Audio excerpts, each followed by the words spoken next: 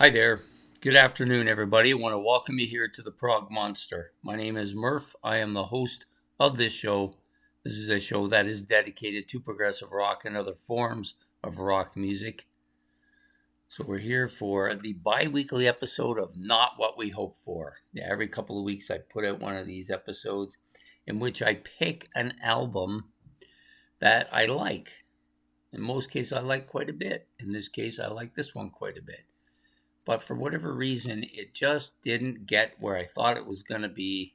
So it was a slight disappointment, maybe sometimes a little more than a slight disappointment. The album I've chosen today is Judas Priest's British Steel. Steel. Yeah, so a good album. Most Judas Priest albums are very good. This one is, without exception, a good one. Of course, it's one of the more famous ones because of one particular song on it, a couple of other songs that are pretty big as well. So, of course, this came out, I believe, in 1979 or 1980.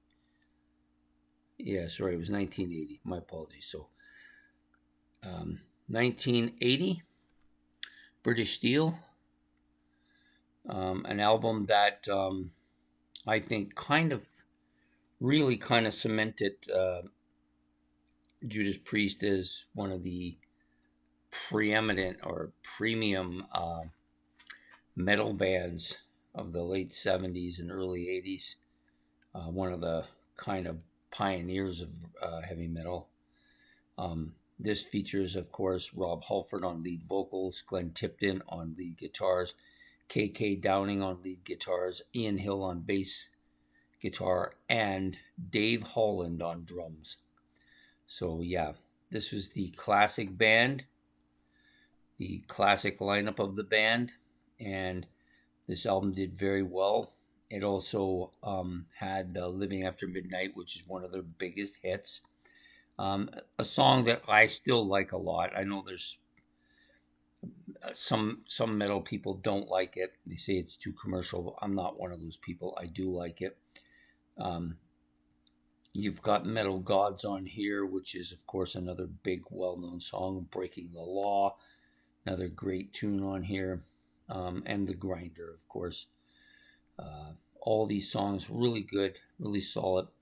The Rage is good, Steeler. This is a decent album. Of course, the big one, of course, Living After Midnight. But for some reason, I just don't find this one as good as some of their other stuff. They've got other stuff that I think is better, and this one is yet one of the most touted of their albums. But to me, it's just that little bit missing, and I don't know what it is. I can't figure it out. I think it's the commercial sound. It's a very commercial sounding album, more so than some of their other albums. I think even things like Scream for Vengeance, it has more of even a commercial sound than that.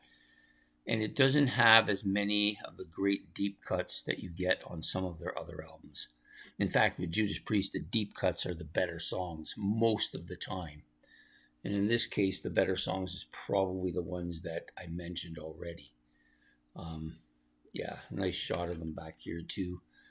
Maybe I can get this up so you can see it. Yep, nice shot of them. And then you've got, of course, the razor blade at the front. Album in this particular case. I'm not as big a fan of these one holders as I do like some of the others. One, they hold it, but they don't always grip it as strongly as you probably prefer. But yeah, a good album, a solid album, an album that came out kind of near the beginning of that excellent career as it started to explode. But just an album that, to me, as good as it is and as good as the main stuff is going, that's the radio stuff, I just don't think it doesn't have that same kind of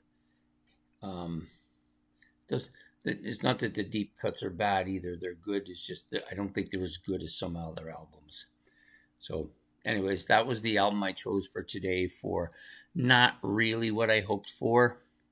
But again, I do like it. It's an album I go to fairly regularly. As far as Judas Priest discography goes. but it's not one of my favorite of their albums, and it probably should be. So there you have it, British Steel by Judas Priest, the album we're doing for Not What We Hope For today. I hope you've enjoyed this episode. Please hit the like, subscribe, and notification bell. And just so you know, we will be back next week, but we'll be back with The Big Surprise, which is the other show that alternates with this one.